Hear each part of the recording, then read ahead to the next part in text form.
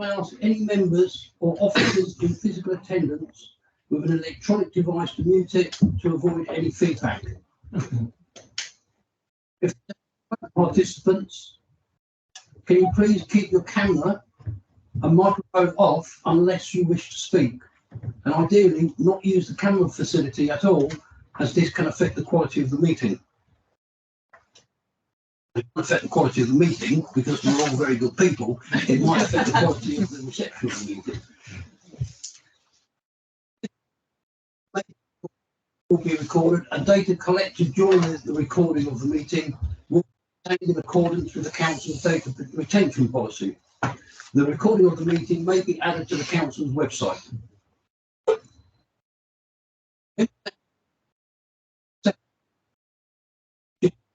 Borough Council or KCC laptop to participate virtually. If you join using the link on the website or on a mobile and tablet device, it may not always be possible to identify you, and you may not be recorded as being in remote attendance. Everyone to the community meeting. I'd like to just go who's attending either remotely. We have some members remotely attending, but with me at the meeting we have the Director of Regeneration Neighbourhoods, Emma Wiggins, Head of Environment and Leisure, Martin Cassell, who's attending remotely, Leisure and Technical Services Manager, Jay Jenkins, Community Service Manager is Stephanie Curtis, and from Democratic Services we have Kenny McKenzie. There is no fire drill planned for tonight, and if the alarm sounds, those in attendance should leave via the nearest exit indicated and assemble outside where directed at the fire assembly point. Take it. What? Does anyone need assistance to get out should there be a fire? And as we have no guests, I think we can move on quite safely now. Can I ask Kelly if there's any apologies or substitutions for tonight? Thank you. Thank you, Chair. Apologies received from Councillor Elliot Jays. His substitute is Councillor Chris Palmer. Councillor Ashley Shield. His substitute is Councillor Anne Kavanagh. Councillor Claire Martin. Her substitute is Councillor Ben J. Martin. Councillor Pete Neal. His substitute is Councillor Mike Whiting. Thank you.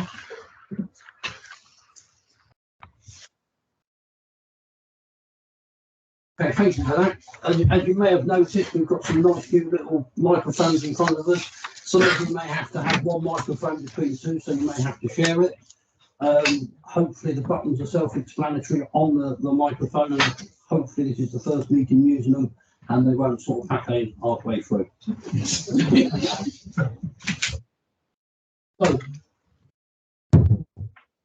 I'm going to ask if we can approve the minutes of the meeting held on the 31st of October, minutes number 384 to 392 as a correct record. Agreed. Agreed. Okay.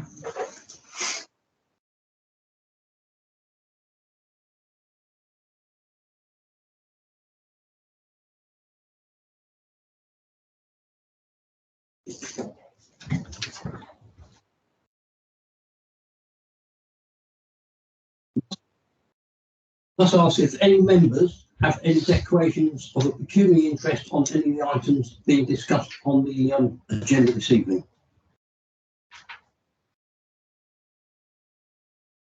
Or if any members have any declarations of any non-pecuniary interest, please make them known now. Or if you realise during the agenda, then make it known at that time. But ideally, you should declare any interest at this stage. Thank you.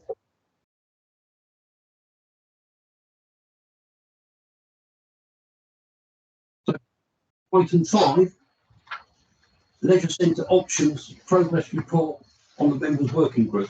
And if I can ask the Officer Jay Jenkins to introduce the report, please. Thank you. Thank you, Chair. Good evening, everybody.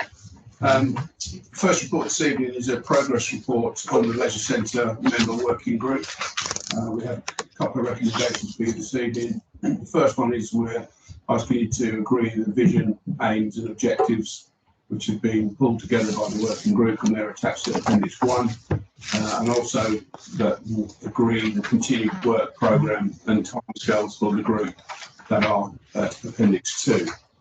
A little bit of background, as you're aware, the existing leisure contract for Swallows and Sheppey is due to expire on the 31st of March, and Faversham Pools has a long-term lease which is independent to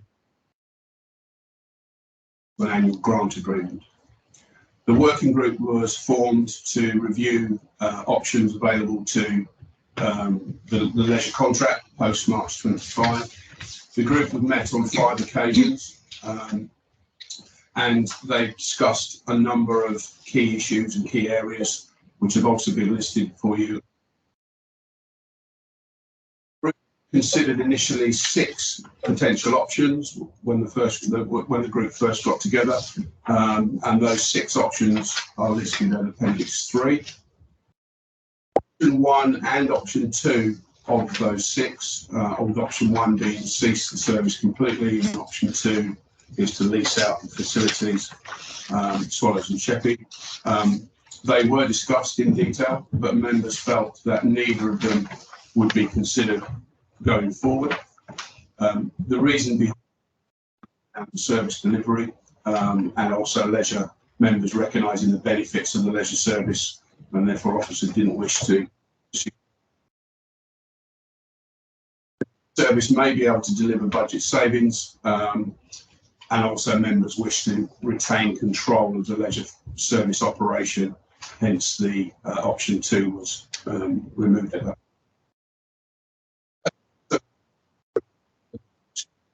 Chairs of Faversham Pools Trust, and they had a board evening where they were discussing the potential for options for inclusion or not of Faversham.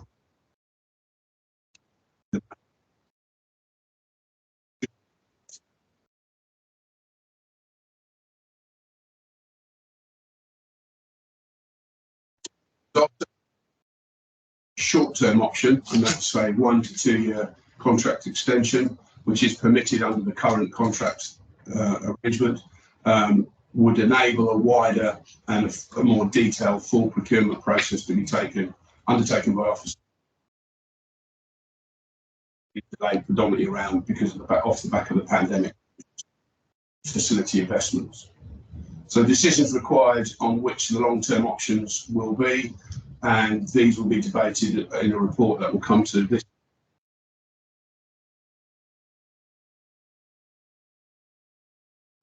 Options working group, reject or amend the draft vision, aims and objectives outcomes.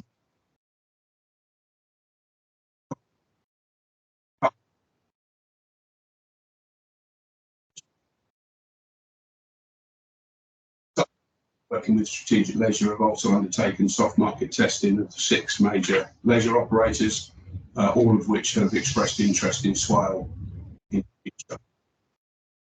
The current cost of the leisure facility to the local authority is just over £630,000, and in addition to that, there are some considerable investment requirements needed, particularly around the building.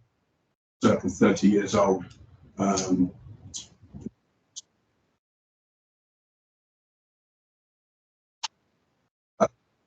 are 3 appendices which are listed the details that the working group have been through. I'll pause there and take on the report and or the appendices.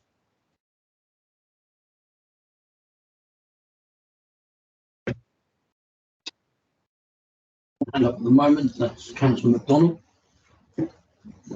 Yes, my main interest is I've been looking at for some of the local taxpayers and users. I had a look at Sheerness Pool. I'm not sure whether this is the ideal place to put it, but frankly, it's past its sell-by date.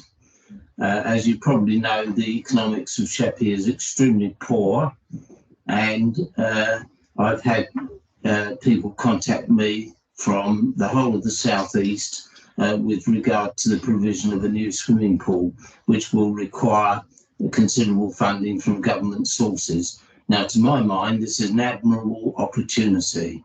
I actually, because I'm quite keen on sure that the running costs are low, we look at the Glasgow University about using thermal layers of water from deep down, and it is used in several places in the country. Obviously, places like where the crust is very shallow. They're lucky. They have all that. Well, they're lucky in some ways anyway. They have all their flats and that heated by thermal water coming in. It would mean the possibility of heating the pool through a heat exchanger, putting cold water down and getting the boiling water up. Once it's running, you've got really low running costs. So that would actually, for long term, that would run really well. It does run a few places in the country. Glasgow University provided some deep aquifer heating for blocks of flats in Newcastle. They've also, down in Cornwall, of course, there are, again, they've set down a shaft which then sends up boiling water. So to my mind, that rather than paying for gas or other kinds of heating, that to my mind is superb. Well, the government has have announced that they've got £200 million to spend on initiatives.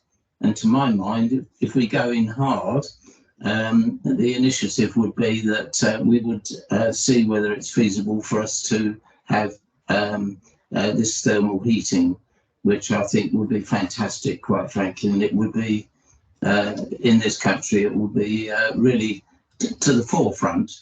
So if we had a full-size swimming pool, which I think the Sport England are actually concerned at the economics of Sheppey, and it might well be that we can latch into them.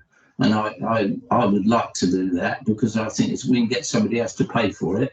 That's the way forward. So, South East, they're very short of 50-metre swimming pools. Now, by doing that, you're then going to get continuous competitions because there isn't the availability anywhere.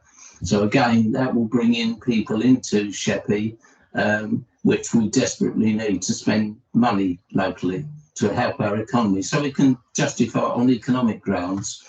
As I say, I'd much rather somebody else paid for it, but we did the driving. And if we combine the whole lot, again, if we have the same as the swimming pool at the moment, which is a sloping roof on it, we can use solar panels as well to help. But certainly I'm very, very sold. My father was a geologist and a geographer, and so I've been brought up on the Earth's crust. And I think if we can have some freebie heating, which we're not going to run out of hot coals from down below, and if there's no carbon footprint, of course, so it ticks all the boxes. So, and if there's government funding available, let's grab it. They're certainly about trying to get as much government funding or funding from other sources that we can. I'm not sure about the thermals. I'll defer to more experts, but I'm sure if Jay could come back on some of them and either take them away to look at or whatever, yeah. But if you've got anything to come back on. Yes, quite right. There's some very interesting points. We are looking at alternative options at the moment, and we've had some initial conversations with Sport England around the possible around funding for a future provision. So we are starting that journey already, and you are correct. There could be an opportunity, contract extension and beyond, into a new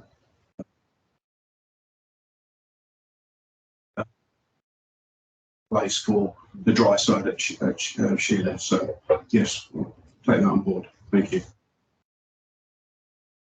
Very brief points. Councillor Whiting, followed by Councillor Nundy. Councillor Whiting. Thank you, Chairman. Good. I agree somewhat with Councillor MacDonald. We certainly shouldn't be taking the new builds at both Sheerness and Sittingbourne off the table at this stage. I really do think that moving forward, the cost of maintaining those buildings as the freeholder, either to a leaseholder who's going to pay running costs, but we're going to still be stuck with the freeholder responsibilities, or taking it in-house, or any other model that involves those buildings in future years. I haven't seen any modelling of any of those figures in any of these reports, and they may have been elsewhere and I've missed them. But we've been asked to sort of make a decision about how we move forward on this, but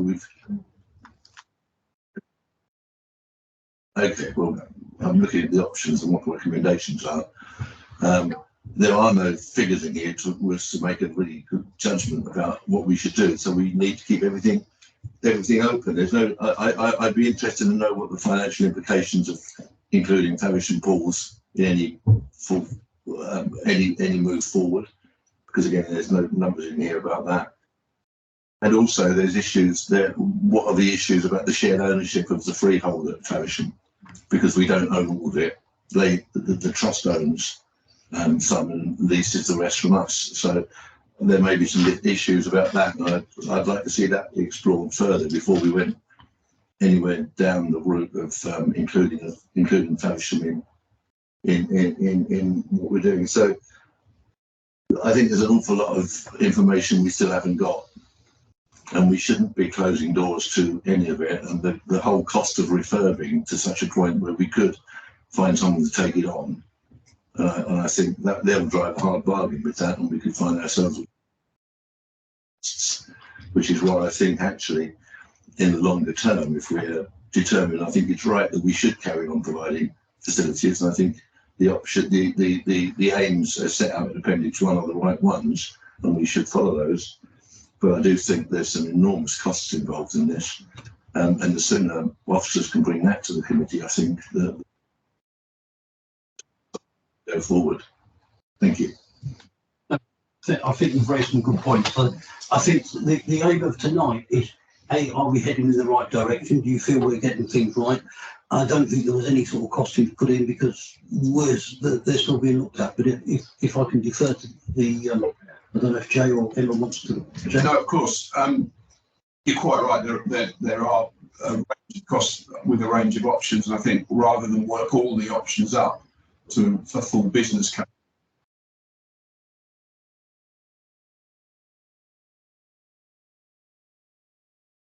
discussing the high level pros and cons of each of the options.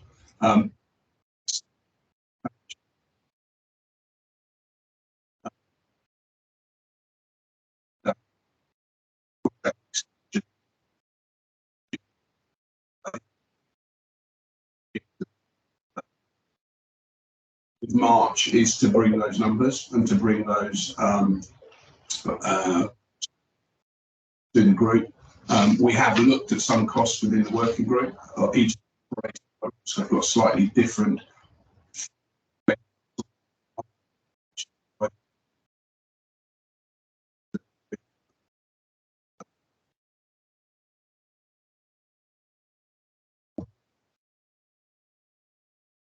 You're absolutely right, and March will be that time to be able to have the meat to the bone of the working group, who have been meeting, as you can see, quite regularly. Each group has got a rep that attends. It's a good group working together. I think from my point of view, and I take on board what you both said about investment in the facilities, absolutely we need a strategy for that. That's not cheap. I think, you know, ballpark figures, we're looking at around 20 million for a Sheerness pool. And that's not to do with any of the heat benefits. That's just we know that Sport England see us as a priority. They certainly don't have 20 million. So I think we will be coming back to members with, you know, decisions to be made around facilities in capital. As well as what we do in terms of the longer term contracts. So some difficult decisions to be made about what the options are on investment or not.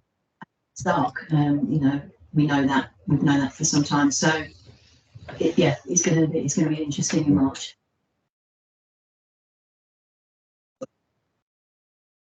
It is going to be a phenomenal amount of funds, and that's why we want to be as open as possible. And the next 20 to 30 odd years, and the best value as possible. I agree. Thank you. That's over to Councillor Mundy, and then followed by Councillor Burton. Thank you. I do think that with the state of the facilities on the island, they do need to be substantially improved. If you walk around the leisure centre, not even going inside, a lot like the tennis courts and the basketball courts that are outside, there's glass everywhere, fences have been ripped open, the pool is totally inadequate for the service that we want to provide people. And the bottom line is, if we don't make those services better, people are just going to go elsewhere. They won't stay in Swale. So the money that we're getting at the minute from all the money that those companies are getting through that revenue at the moment, and the parking money from people parking in the car parks nearby the leisure facilities that we're currently getting, we won't get them. People will start going to Snap Fitness because they can go there at any time during the day, any time during the night for, it's not a bad price in comparison to what they pay if they went to the leisure centre. And I know they're going to get swimming facilities there, but there are other pools that people can go to. So out of the options that are before us, I really can't see how we can go for anything other than 5. I can't comment on what the facilities are like in Sittingbourne or Faversham, because in all honesty, I don't go, I've never been to them. But on the island, definitely massive improvements are needed. Otherwise, they're going to lose customers, and that's only going to negatively affect the council. So yeah, it is going to cost a lot of money, but can we afford to not improve the services is the question that I would ask. I don't think we can. Very good points. And I think we've got some difficult, hard decisions to make.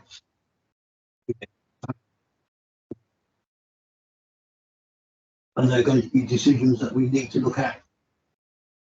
Decisions going forward. So, very good points, well made. Thank you.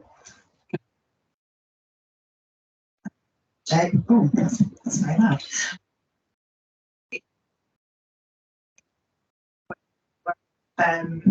The need to upgrade some of our facilities, but also in terms of kind of whether or not we're going to extend the current ability to interact and to look at different options. I'm not sure that we really have choice with that either, given the short amount of time between now and the end of the contract. We're able to actually look at what is best and to make the right decision. I don't rushed into that. I think it's really important for us as an organisation to take some time and really make sure that we're coming to the kind of right decisions for the community and also for us financially. So I don't think that we are now in a position where we have enough time to do that within the end of the contract, essentially. So I think probably there's no other option than to extend it temporarily and then look more thoroughly kind of through that.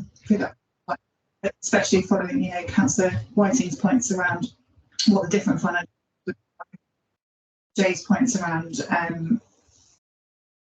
how technical that is all going to be and how we need to kind of we need buy-in from Faversham Pools as a trust, but also they're also accountable to the Charity Commission. So there's lots of really intricate things that we need to. The group has been doing some really good work and it's been a pleasure to be involved in it. But I just think that this is such a complicated and important thing. Extend the contract, we're not going to get it right. It's going to get rushed through. Thanks. No, I agree, and I think the contract would need to be extended 18 months to 2 years. But that's going to be up to negotiation. I don't know if Jay wants to add anything or. I think that's a understandable. Reach that decision through discussing across the 5 meetings that although it's March 25, there's a considerable amount of work that's done in that period to get us to a full procurement, and the procurement process has changed slightly where previously you could go out with sort of a draft specification for contractors to express an interest and then retrospectively this was unfolding, the current procedure is everything needs to be done prior to going out. So therefore, that's a lot of detailed specification, contracts, asset inspections, and so on. And there's a raft of documents and suite of documents that need to be prepared. So yes, it is a very, very tight window to get a full procurement out. So the sense at the moment is that the contract extension option is a sensible one.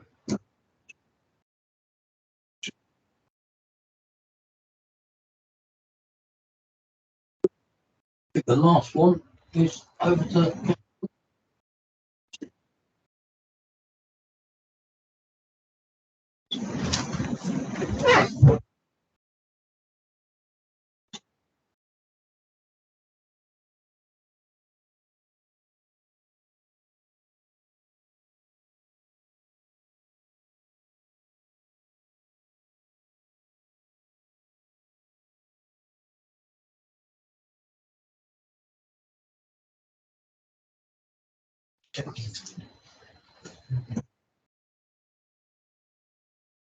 Use another microphone for now.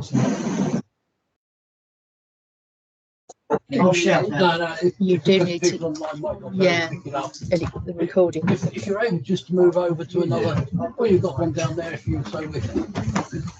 Thank you.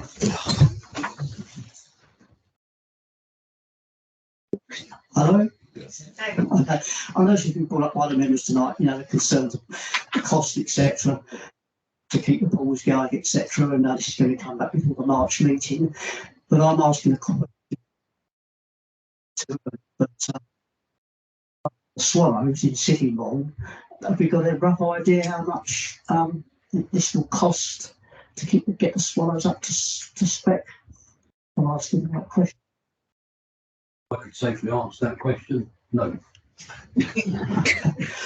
Okay, then I'll wait for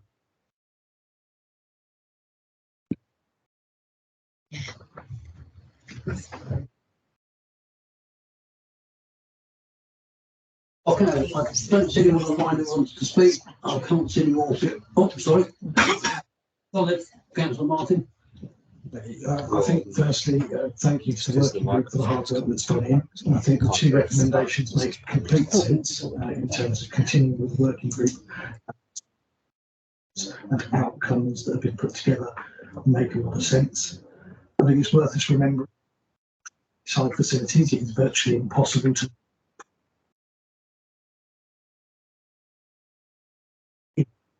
cost more to run than they will bring in income. Of dry side and wet side sport together. I think it's worth us also remembering that it's quite common to take the easy option from the planning point of view when you're offered off-site sports facility funding of putting that into football, cricket, rugby, hockey, because you need a patch of land and generally a bit of a changing room and a toilet. And actually you can get that money quite quickly from a very small number of developments. When it comes to swimming facilities particularly, it is always a huge cost. So many pools as a country over the last few years. So many councils built their leisure centres 30, 40 years ago. They've reached the end of their structural life. Let's face it, the councils that are in there reduce the life of some of those components. We saw it at Faversham pools a little while ago. I think structural beams had to be replaced because of the impact of the chlorine, partly because the amount of chlorine in the pool was increased during COVID for safety. So you can see that wear and tear come through. So as we go forward, we have to bear that in mind. Sure that every child in this borough has the opportunity to learn to swim in a pool close to them.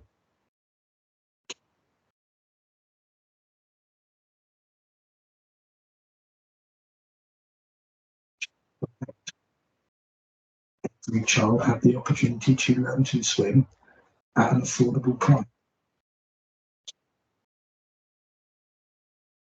Only outdoor pool in the country with diving boards. So when they had the Olympics, the she could train to have a similar feel for diving in the whole thing.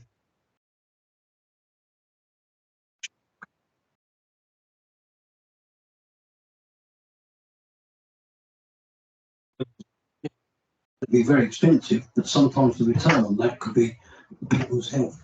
And you're quite right. You're looking back on that, Jeff.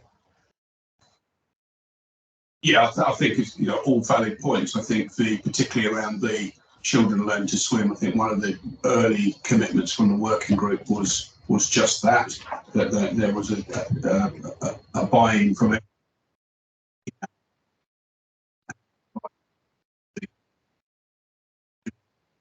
A range of the community user group.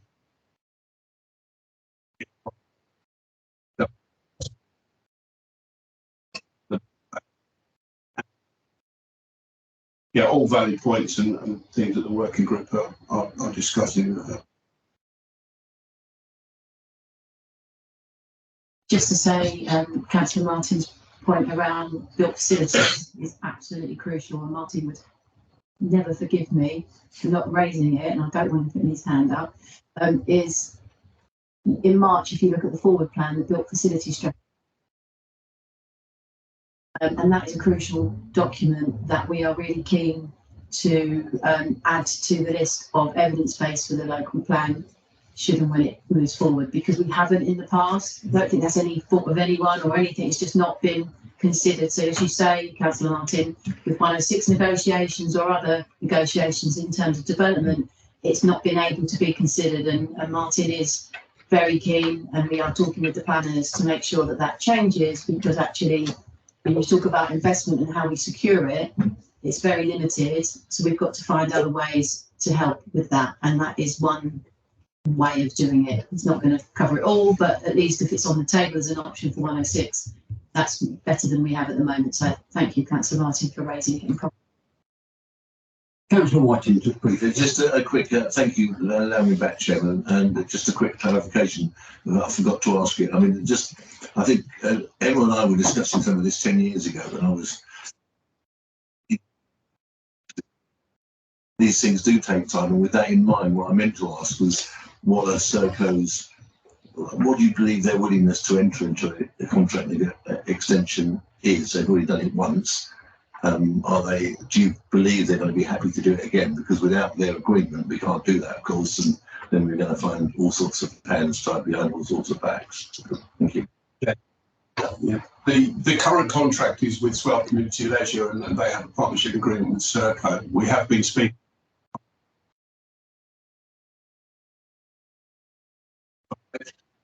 But we fairly early with the working group identified there may well be an extension opportunity or requirement. The contract does allow that, and both organisations have changed with us around what that could look like.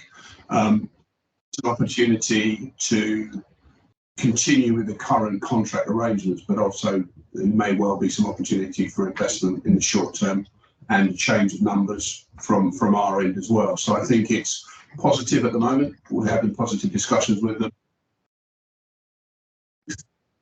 Site for the extension, but also post 25 in the sense of the long-term option. They're both keen to be actively part of that tender process.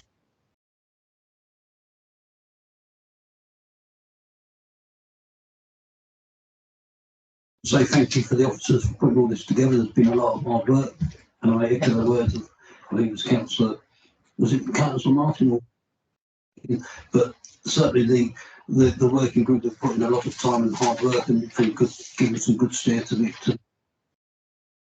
I think vote on the recommendations, but obviously I'll read out the recommendations. I need someone to propose them and someone to second. The first one is members are asked to agree the vision, aims and outcomes in Appendix 1. And recommendation 2, members are asked to agree the continued work programme and timescales in Appendix 2, and I'll take the both together. Who would like to propose? I'll propose it. Councillor Nundy? No, hang on. I'll propose the first one. I don't know what option we're going for, number 2. Just to continue. Just to continue as in Appendix 2. Yeah, I'm happy with that then, yeah. Yeah. And I think Councillor Whiting shot your hand up very quick. So that's Councillor Nunley proposing, Councillor Whiting second. Can I ask everyone to either, who's in favour? Unanimous, and I'll call it.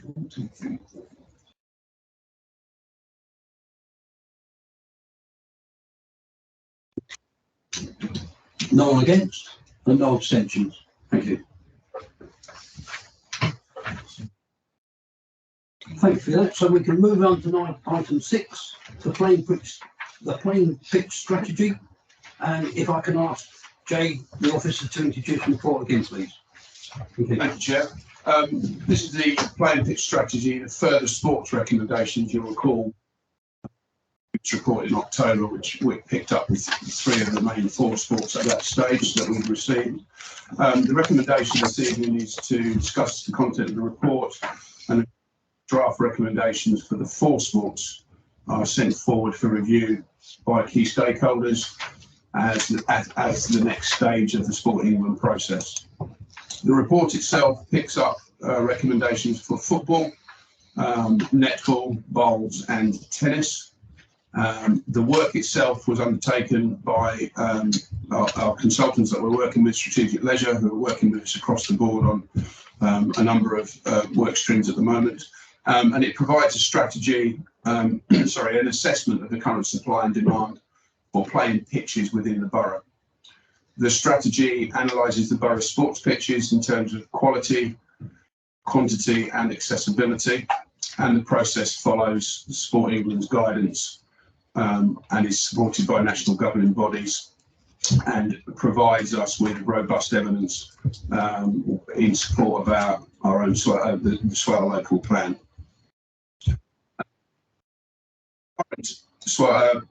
Plain pitch strategy expired last year. We were hopeful to get this all into October of last year. Unfortunately, there has been a delay through the summer with various governing bodies, and there was a delay with the consultants, which meant that football wasn't with us in October prior to the October report, and came through just before Christmas. Bless you. It's also important to note there are some tough budgetary positions within the public sector, which everyone's aware of, and that does reflect on a number of considerations within the report that recommendations reflect some of that. It is important that Sport England sign the document off. Without that, the local plan approval process will be adversely affected. The members of this committee, you'll recall previously in October, approved the recommendations for rugby, hockey and cricket, and they are with Sport England at the moment. The alternative is to not adopt a plain pitch strategy, but again, that would adversely, severely limit the ability for us to gain any developer contributions going forward and any national funding from the governing bodies. That the first one, 7.1, has 12 recommendations for football, and in 7.2 there are 4 for netball, 3 for bowls and 7 for tennis. These are the recommendations that the consultants have pulled together as a result of their audits. And these are then if approved this evening, will go on to Sport England and out as part of the next stage of the plain pitch strategy. Questions?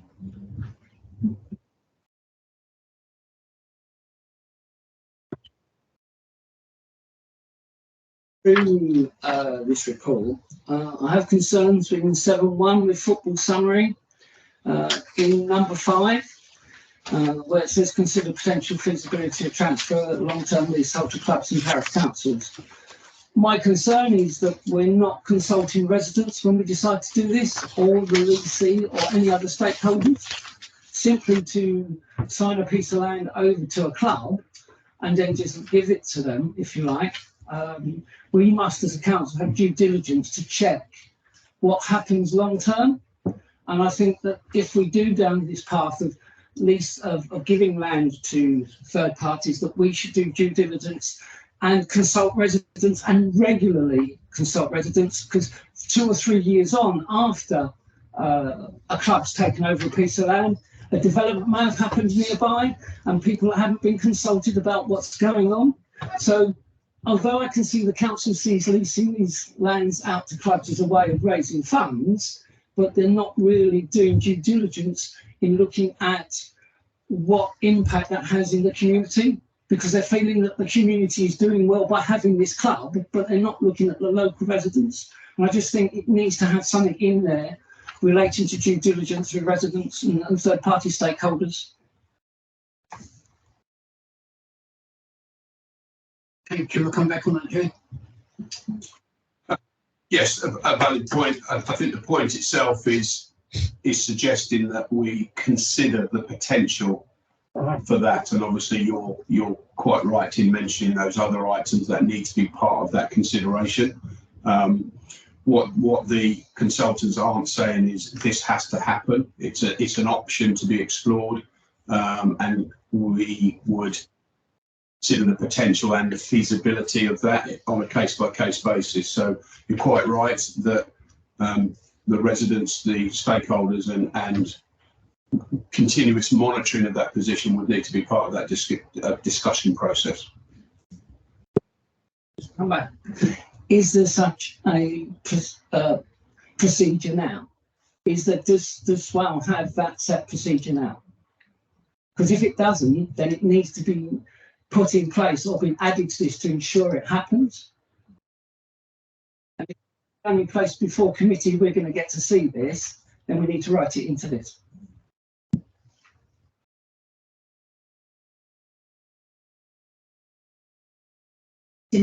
If it's heard it, I know that online is technical issue. You may have an idea, Councillor Last, but I think you raised the point, and I think if we can reword or look at the wording so that absolutely, if it isn't already done, we can make sure that at least that the due diligence is it. I can't say that. He has his hand up, so Martin, if you can come in, that would be great. Thank you. Thanks, everyone. Yeah, there is already a process in place. It's the community asset transfer policy, which sets out a clear method for how those are done. And I think Councillor Last's comments are absolutely right. There's been a number of properties that we've put out over the years. Clearly, we've learned a lot from those. And the property asset strategy, which came recently to the Regen and Property Committee, sets out a really robust process for that to happen. So I think hopefully once you've had a look at that, or I'm happy to take you through that, that will put your mind at rest, Councillor Last. Thank you. Yes, thank you. Councillor Martin, followed by Councillor Palmer, and then Councillor Whiting and Councillor Perkins. Certainly welcoming the items 9, 10 and 11 on the football side. I think one of the downfalls we've had with the current playing pitch strategy has been that we get an awful lot of pitches on new developments which are of no use for serving the ever-growing need of expansion of existing clubs. And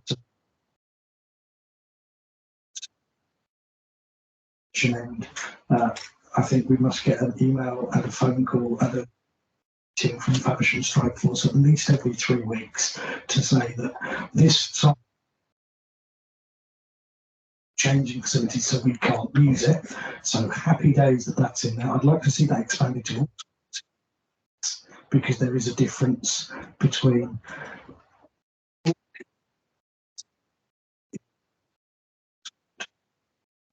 facilities. You have to have the ancillary facilities, and realistically you then need the clubhouse to fund them.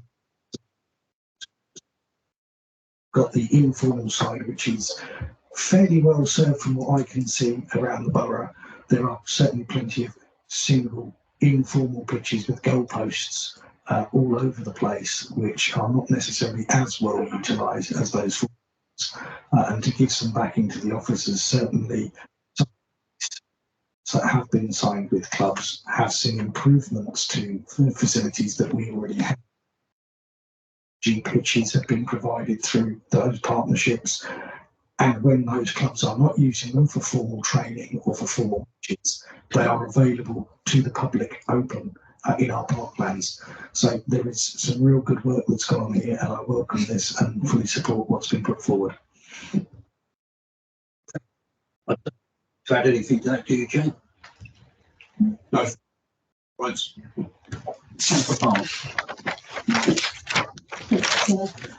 Mine's more of an education thing. I'm not sure whether I understood correctly. I heard the mention of handing over sites to parish councils for them to run. Was that? Did I understand that correctly? Area, and I'm just concerned that for a start, not all areas have got a parish council. Parish councils year on year are having their presets cut and they're getting less money, and they're being asked or advised to take on more and more, like street lighting and parks, and I just think we're getting on dodgy ground expecting parish councils to take on more and more responsibility for different community assets. Here. The reference to the parish council was along with leaseholders around if they express an interest, so therefore they would have been to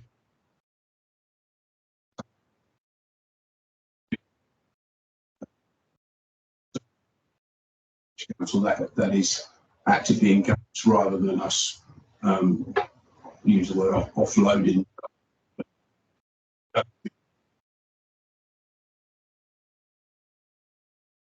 That's what I wanted. Yeah, so thanks, Jim. I've got one specific point really. This is a document as Emma said that we're looking to use to strengthen our local plan. On page 23 under number 4, we're very specific there about negotiating formal community use agreements. Now we're very half-hearted about that in the football one. It doesn't exist at all in the tennis one. So I would like the wording in 4 to be replicated in the tennis. I'm not sure about bowls, I'll take a view on that, but certainly for tennis and for football, I'd like that far more strong to be replicated in those other two sections, if that's possible. Thank you. I think that seems feasible. Jane, do you want to come back on that? Yes, we can look at that and discuss that with consultants.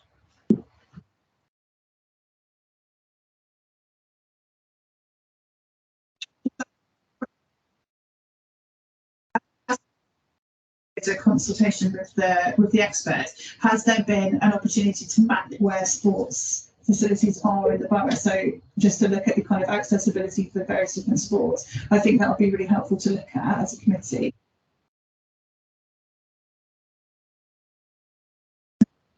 How is the potential increase of demand that is mentioned in all of the reports going to be measured based around, because we don't have a local plan at the moment. We don't have a steer from government as to where the housing very much in a limbo position. So how are we going to progress with a playing pitch strategy when we don't have any guidance on what that future expansion of our community is going to look like?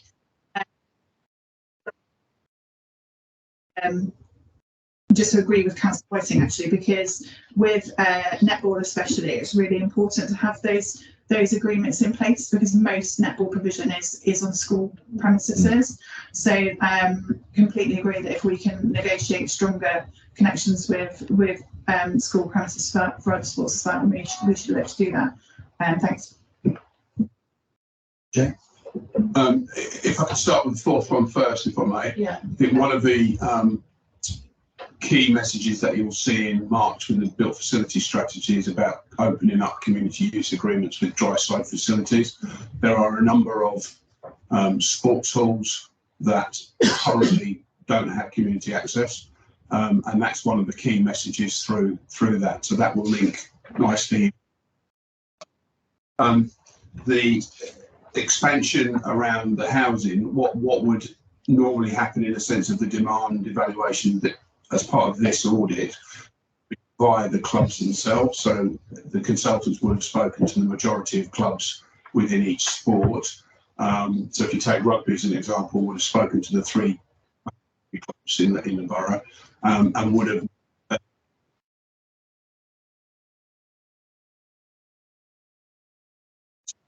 also, for example, Sheppey has 2 clubs, 2 teams, Faversham has 2 teams, Seymour occasionally has 4 teams. Now that would grow depending on demand, part of that process. The mapping is part of the audit, and that would be part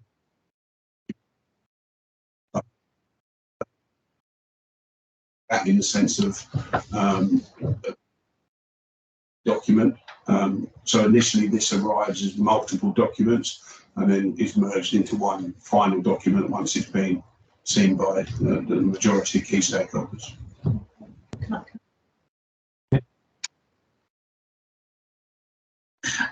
Just around kind of the mapping, I suppose it's also worth looking at.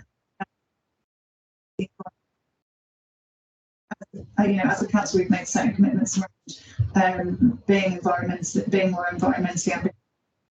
So, if we're building a lot of, if we're agreeing to a lot of sports facilities being outside of somewhere where people can access it via public transport, then that I think that's an important consideration.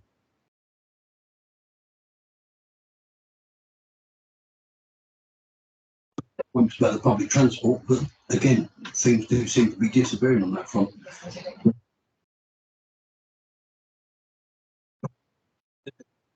It's there about the how the demand is measured. Was any discussion made with clubs in neighbouring boroughs, given that particularly for women's sport, women have to leave this borough to take part in formal sport? Women's rugby, for example, I know many people from Faversham travel to either Canterbury or Medway. For women's football, they tend to travel to Maidstone. For women's cricket, they tend to go Canterbury, Maidstone Borough.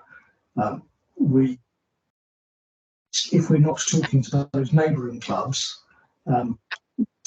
perpetuating a male dominance, duties that the likes of Maidstone are making a huge deal out with their lionesses. Maybe we want some lionesses of our own in Swale in a few years' time. The neighbouring borough facilities are part of this strategy. I think I would need to check whether there's been any detailed conversations around that. I don't know is the answer, so I will need to check that for you. I suspect it's more of a where clubs are located rather than any migration of borough boundaries to pub.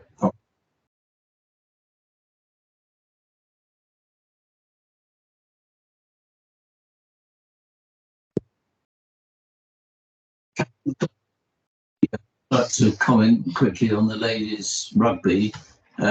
Sheppey Rugby Club off the Lower Road has just made some superb extensions and changing rooms specifically for that. They've had ladies' rugby, but now they've got the proper facilities as well. So I think that's a good example for everyone. That's good news to hear. Thank you.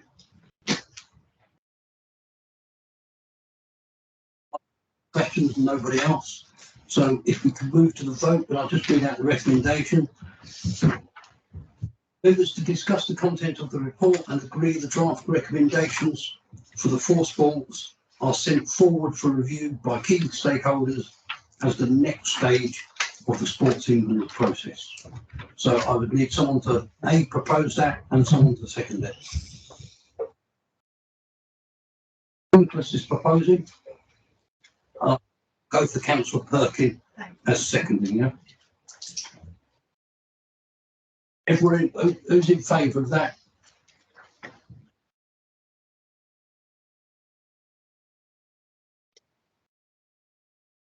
13. 13. Okay. Abstentions.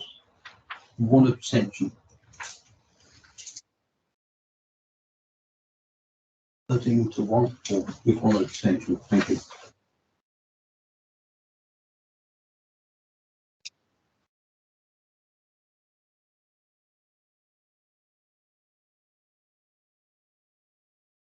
Your help with this, Jay.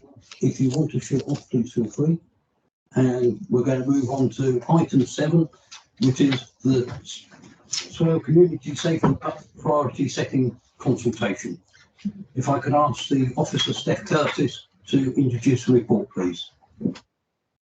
I'm here tonight to provide you with an overview of the Swale Community Safety Partnership Strategic Assessment Process and ask for the committee to provide feedback on the current partnership performance as well as any emerging issues you feel the Community Safety Partnership should be looking to focus on.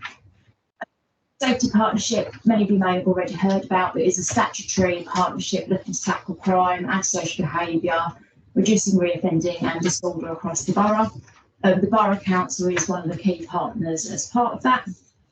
Each year, the partnership is required to complete a document called a strategic assessment that basically pulls together data from partners as well as sort of more contextual feedback and consultation of the priorities for the partnership should be. The process kind of starts sort of the tail end of the year and is culminated by sort of again just sort of beginning of February, and those priorities are used to then create a community safety plan that's refreshed annually. Appendix 1 of my report shows what the current partnership priorities are. These haven't changed, or the headlines of these haven't changed for a number of years, but the focus within them has. Additionally, this particular committee has a scrutiny function as a community safety partnership. And so another element of sort of the discussion tonight is around how you as a committee feel the community safety partnership is actually currently performing. Appendix 2 of my report is a performance report that went to the Community Safety Partnership Executive Group in November and gives an overview of its performance in terms of figures as well as some of its activity. In terms of the sort of priority setting process, this year we've also been to each of the area committees to capture their feedback, and that will go into the process, sort of the discussion by the CSP Executive Group in February. So in terms of the proposal tonight is to ask the Communities Committee to provide feedback to the Community Safety Partnership to inform its strategic assessment and priority setting process based upon the 2 following questions. So from reviewing the current performance of the CSP against its identified priorities, do you feel it's serving its communities effectively? And are there any other community-based issues you feel the CSP should consider as part of its priorities for the next financial year?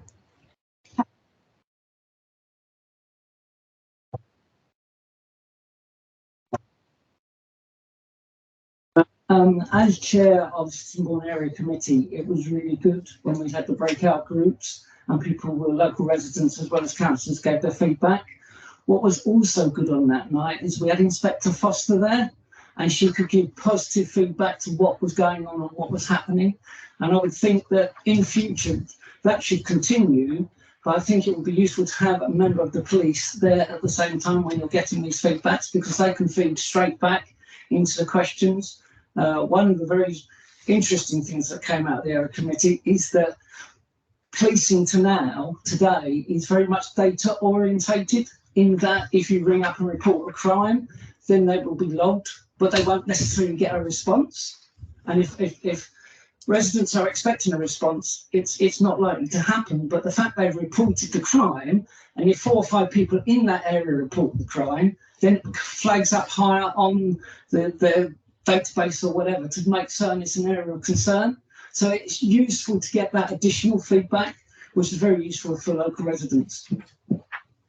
I think that's a very good point. And I've always tried to stress to people that even if they complain about something and they discover that their window has been pulled off overnight, then to report it. The more that's reported, the police can gather their intelligence and see what's happening. So it doesn't have to be on the 999, and there's several ways that you can report. But I don't know if Stephen would like to come back and report on that.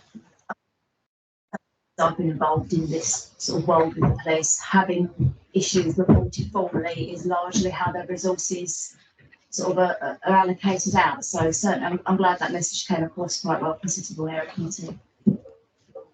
Just one thing, if I can come back, one thing that did struck me from that meeting is Inspector Foster said that she had more police cars than police people. And I think that's what we need to bear in mind. There isn't so much resources out there.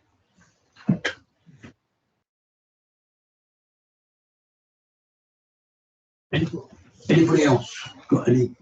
Councillor Whiting, sorry. Yeah, thank you, Chair. Just referring to the table that sits on page 31 about the current sort of priorities and work stream.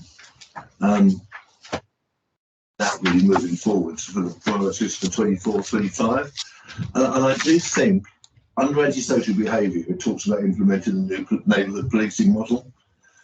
I think that's kind of been implemented now, because that's what we haven't got is a full complement of officers.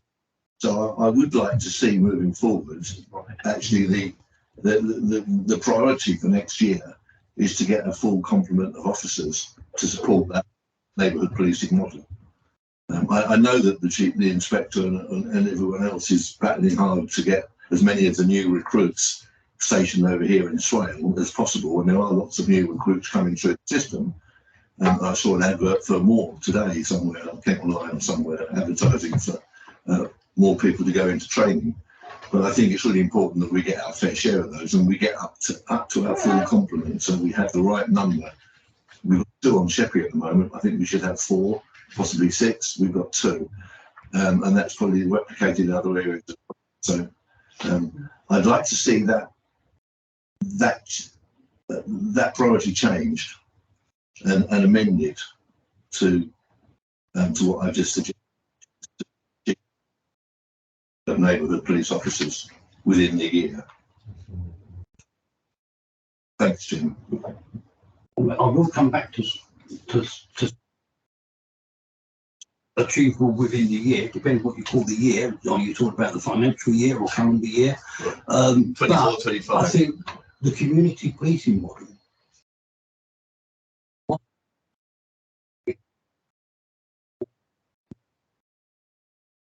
has worked very well, and I think if they can get their full complement, there is the chief constable in putting that in place a tremendous job. I don't know if you're picking up the same, but it would be great if there was a full complement. And I know that the police are recruiting, and I think I've heard the same from other areas that they would wish their full complement to be there, and I'm sure that Steph will make the police aware. I will bring it to the attention of the Police and Crime Commissioner, and yeah, we've got to fight to get as many officers as we can. But I don't know if Steph wants to add anything. Yeah, I mean, I certainly will feed that back. I know there certainly is aspirations from the Swale policing team that we do get our full complement. So yeah, praising that and really is to implement it. I would argue it isn't fully implemented because we haven't got stays with the same wording so that it is around the staffing levels or we tweak it. So I'll certainly give that back. Yeah, thanks very much, Chair. Thanks, Steph. So Kavanagh, followed by Councillor Palmer. Councillor Perkin. Just to back up what Councillor Whiting was saying, I went to a community safety partnership to subsidize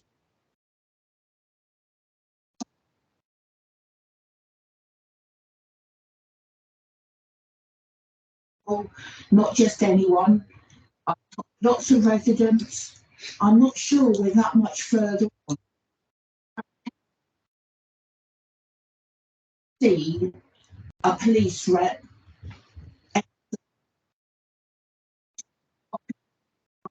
apparently the one allocated to our area doesn't do Wednesday nights. Now they think they will send someone along. We're very keen, but we can't if we don't see them. What everyone in the area is talking about, the antisocial behaviour. And there's a limit, Steph, to what you can, what we can all personally, but we need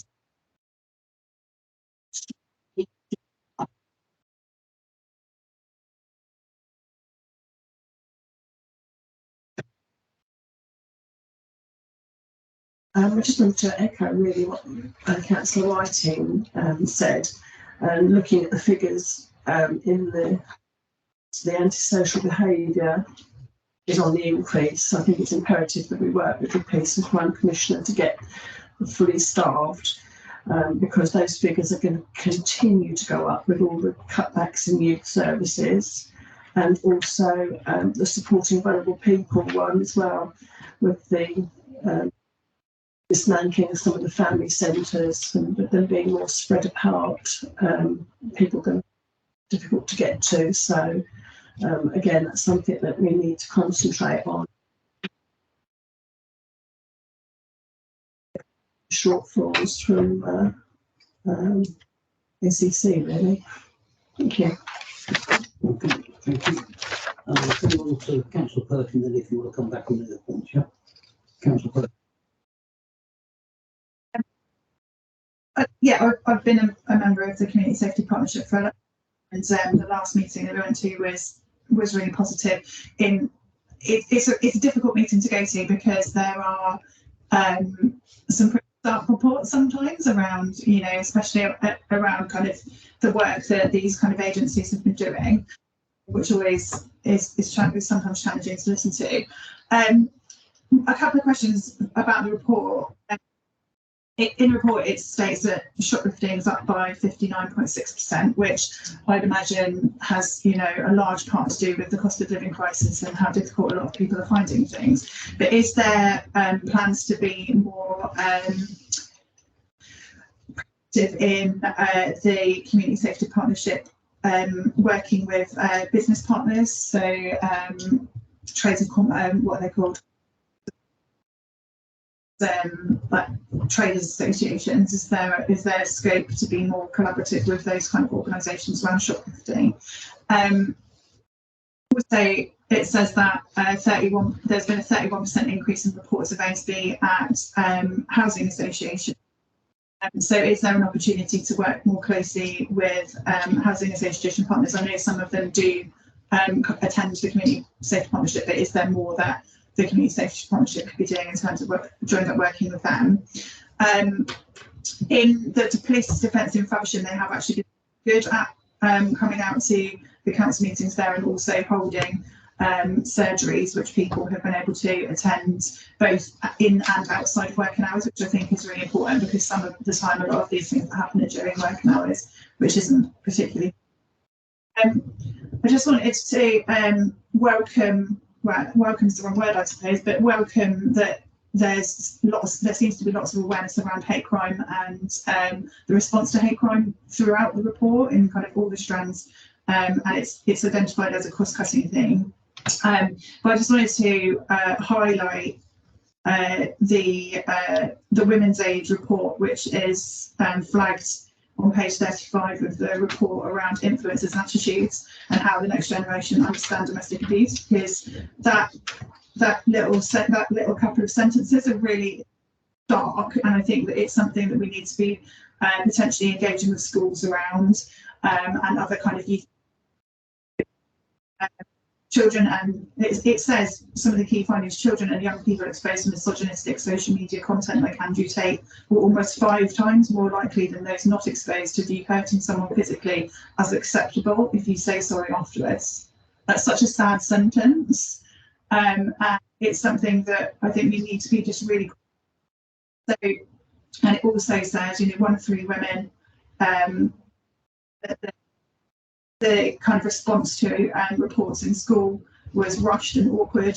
1 in 4 women felt that they had no understanding of pre-existing trauma, which is again really interesting. 70% of children and young people said they would seek support if affected by domestic abuse, but 61% of them were unsure of where to go for that. So I think Satidu do some really good work in schools around domestic abuse, but there probably needs to be some more work done around negative influencing and the impact that has on children, because it's becoming, yes, that is really problematic in our society. So if there's more that the Community Safety Partnership could be doing around that, I think that would be really valuable.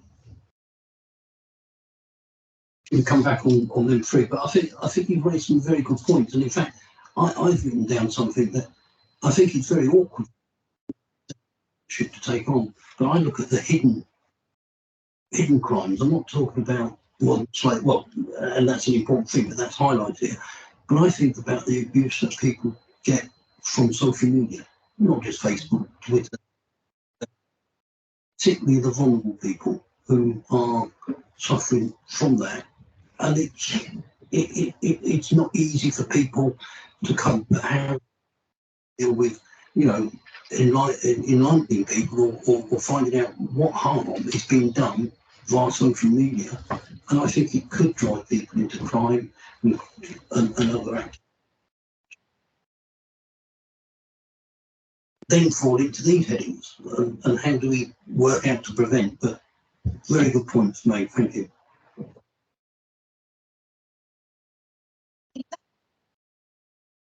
Circulated was an example from sort of the previous partnership meetings. So the strategic assessment that we're just in the process of finishing up at the moment will look at a more complete and recent year's worth of data. So as part of that, we'll sort of sit some of the key crime types like shoplifting, we'll look at what the current picture looks like, and then we can collectively agree what to do. Swale Link is our more recent response of the council to shoplifting. So this is our membership scheme with town centre businesses to get a radio to link into CCTV and the police. We're kind of continuously trying to sort of promote that to local businesses, because that actually is a really good route to try to sort of resolve some of those problems. In terms of linkage with housing associations, we've actually seen at an operational level quite a big increase of engagement with housing associations. I think within the borough there's a much broader range of them now than there were even sort of a couple of years ago. So that's certainly something that we will continue to develop. And in terms of work with young people in schools around domestic abuse and negative influencing, that was one of the main priorities that came out of more than one of the area committee discussions as well. So I think that, combined with the impact of the loss of the youth services, I think that would probably likely be an area of sort of a new priority area, I suspect, when we have those discussions.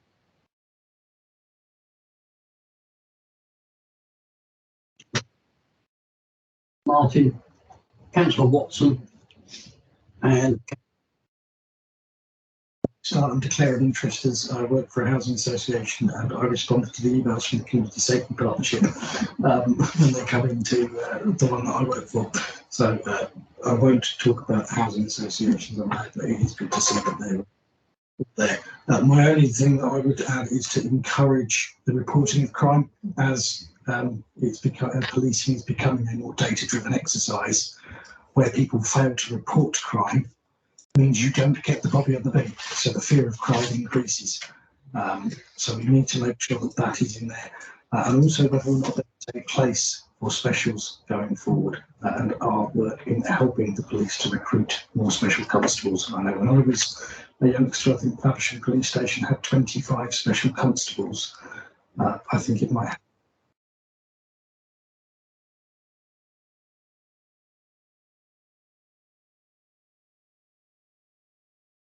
Thank you, Chairman. I will be very brief, as Councillor Perkins already mentioned most of what I was going to say.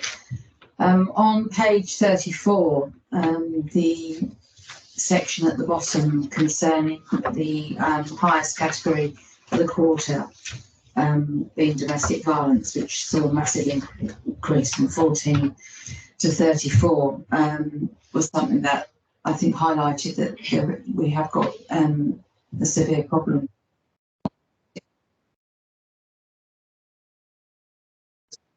I wanted to be perfectly honest, to see on page 35 that domestic violence subgroup had actually been cancelled due to lots of apologies. I understand that there are reasons why people can't go, but it was quite a bit disappointing to see when we have got such an increase in domestic violence. Thank you for this report. It does open the eyes. Perhaps I need to declare the fact that I work in the retail sector and have experienced a fair bit of abuse in the job that I do. We're not encouraged to report it. We're a charity shop. We're not encouraged to report shoplifting. We're not encouraged to report abuse, but we do get it. We get it on both ways. I've been pushed, I've been spat out, I've been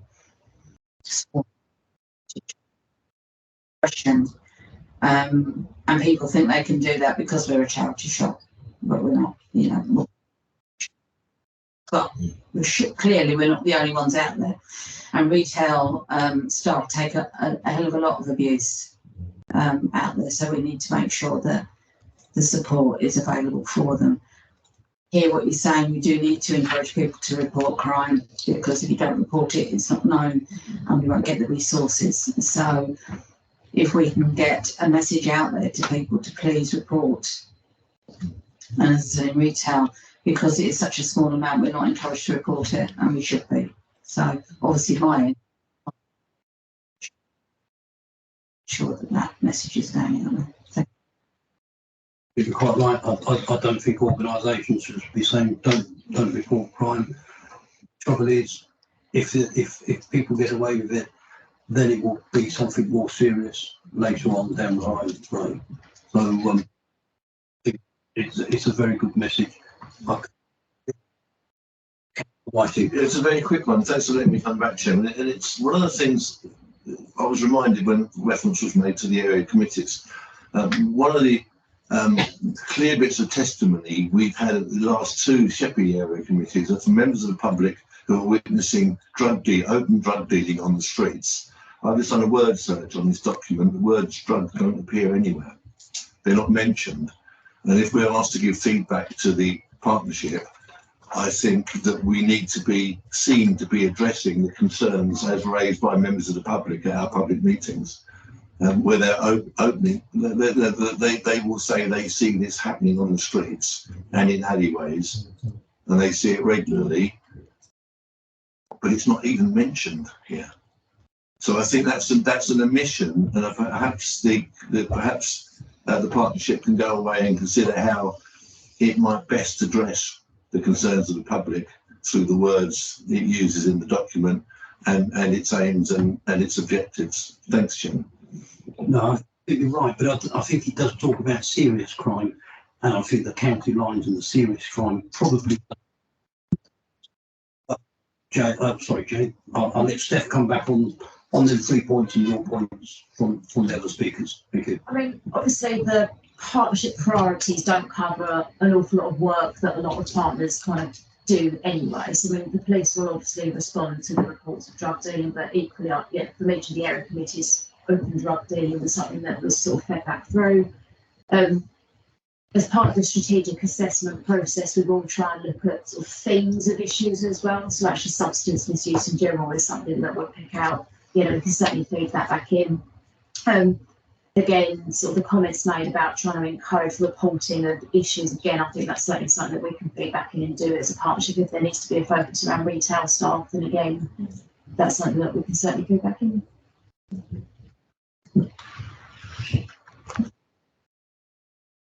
Okay, I can't see anybody else who wants to speak, can't see anyone online who wants to speak.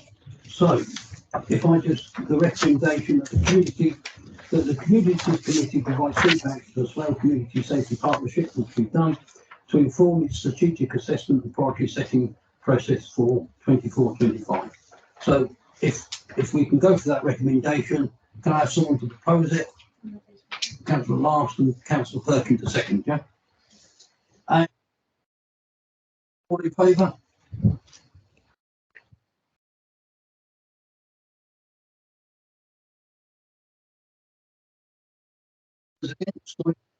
Right, that's 13. So no, I made that 12. Any abstentions? Do it again. Should we do it again? Okay, all those in favour, just be clear.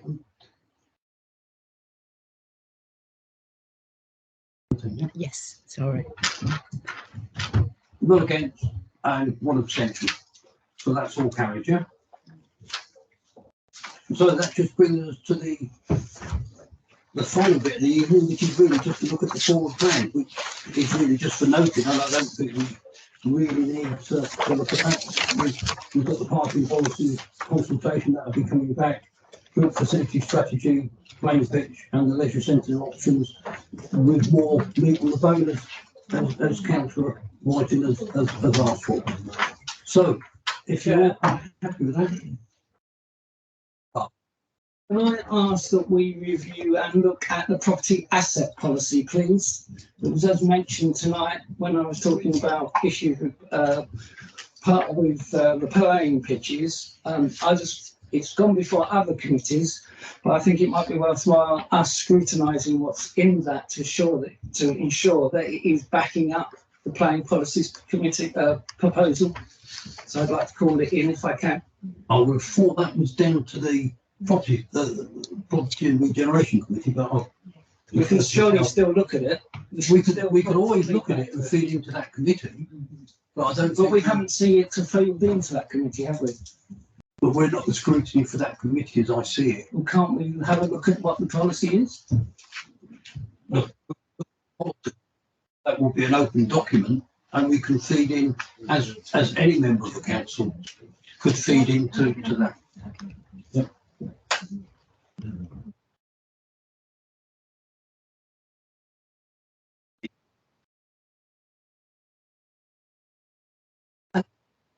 I would need to confirm, Councillor Last, my understanding is the committee's scope doesn't cover that because the Regen Committee has already discussed and signed off that document.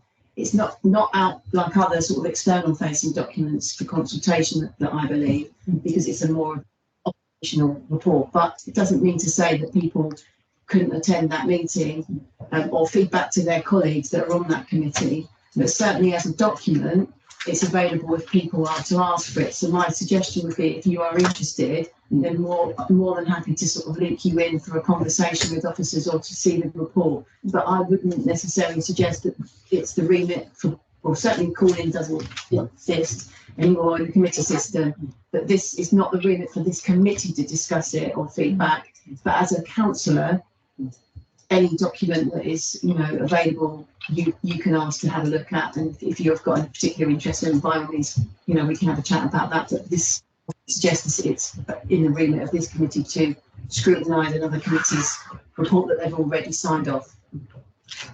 Can I just come back? I do have concerns though that certain committees have control of areas of policy which still have an aspect of other committees. It's like we found tonight in what we've discussed. There's an element in that policy that we should be looking at, yet it's not come to us or not mentioned to us as a committee, or it's not been flagged up to us as a committee. This is going forward, and it may be looking at so we can have input to the other committees with other colleagues that are on it. It's not, it doesn't feel like it's coordinated. It's like, this is remit of this committee, it's done, but there's not then, but does it impact other committees and do they need consulting? So I do sometimes think that we're not looking at this holistically. That's all I would say. But yes, and I would like a copy of that document. I think all we can do is take that away and I think I take your points, Councillor Last, and this isn't the first time where certain reports you could argue cross-cut across different committees. It's not for me to make comment on how the committee structure's set up. It is how it's been set up. I think we all have to be mindful if there is cross-cutting impacts that as a committee or your colleagues on other committees, that's the point of communication within groups. To be aware of what's going on. I appreciate it's easier said than done. But if there are certain issues that you feel are more cross-cutting or pertinent, then perhaps that, we do need to look at the holistic nature.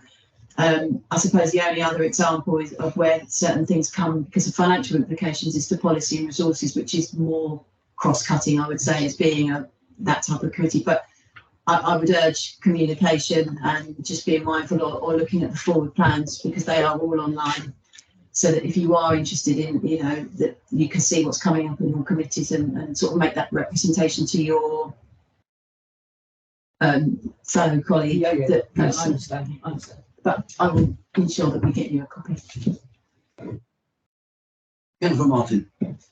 Yeah, just to back the officers on this one, it's not unusual. So when I sat as chair of Housing and Health in the previous period, the domestic abuse policy came to Housing and Health, could have quite easily come to this committee. There's policies that committee that could have quite easily come to housing and health, and there's policy resources that could have quite easily come to housing and health. Any policy apply to any of the committees. I think 99 times out of 100, in actual fact, probably say 100 times out of 100 so far, officers have made the right call in the committee that it goes to, even if that means housing and health hasn't met for a while. And I think you're right there. They tend to get it right. And I think if you look at the leisure group, it's drawn across the wall because it involves people on the health committee, because it was decided leisure centres cut across quite a lot. So there's a wide involvement. Councillor Perkin.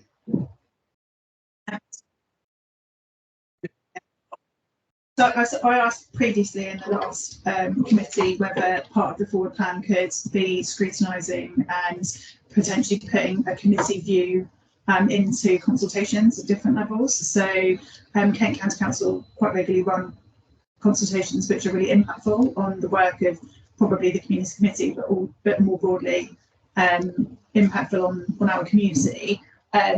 So could we continue to keep a bit of a watching brief on the county council? But there's also things that come up at governmental level. As an example, there is currently a consultation that closes in a couple of weeks around creating protest buffer zones around abortion clinics. And that is something as the government have asked local authorities to kind of be involved with those idea capturing consultations, but quite often they kind of go by before there's an opportunity for it to go to full council, as an example, if there's an opportunity for it to go anywhere else. So I just think that there's lots of things happening above us that it would be helpful for us to feed into potentially as a committee from the borough. I think that's a good point, and I think perhaps we can take away from that a lot of advice, but I see it come to the committee, because the committees won't always fit in with the consultations are there, but perhaps what you could do is have a small working group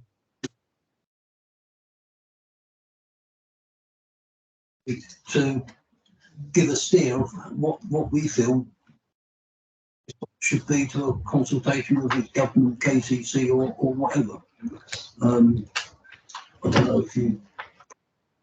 Yeah, and I recall having that conversation with Councillor Perkin, and I think my comment previously was absolutely that if we can involve as time scales, because obviously quite often, not always, we get literally 2 weeks notice, and that's not going to help, is it? Because we're going to miss the deadline. However, some of the more, so for example, I'm thinking again, youth service has been, we might have more time for that, and it could then impact, we could somehow fit that into a cycle, and that is part, I would argue, part of the scope of this committee. So where it's part of the scope of the committee, and we've got a lovely long, that definitely we can have a little plot out of some of those sorts of things, and then otherwise there are, absolutely we can think about other ways of engaging so that voices are heard. So yeah, we'll have a look and see what might be coming up. I came to very quickly on that consultation thing, and there are so many consultations coming out so often. I think even a working group would be meeting almost every other day with officers who haven't got the time. I'm quite happy personally that officers in their various disciplines write and create responses to various consultations, which they do all of the time. They're requested to all of the time. I think if it's a really important one and time allows, then to bring that suggested draft response to the committee for a quick discussion is a very good idea. But more often than not, the deadlines for these things just wouldn't fit in with our cycle. But I'd be more than happy to see on all committees for officers to present their draft consultation responses as and when time allows, for the committee to have a final little say-so about how that response is actually then shaped before it's sent. I think that's an excellent point. Thank you. Close the meeting at 20:29.